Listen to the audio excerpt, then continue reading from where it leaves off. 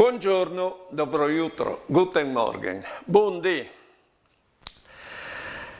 Te vite succede tutte, magari così no, anche tanti svolti si sta male perché qualcuno si è comportato male con te, ti ha detto talc che ti è restato qui. Poi bene, visiti che se no tu perdonis il mal che tu ricevi, tu resti ste preson di quel mal che ti hanno fatto e pensi e ripensi e tu stai male, intanto che magari lui si è già dismenteato, dice che ti ha fatto o dice che ti ha detto.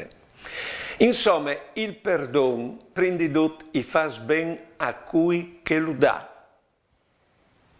E alle di clama lui lassù, proprio perché non si di una mano, per poter stare bene, perdonando.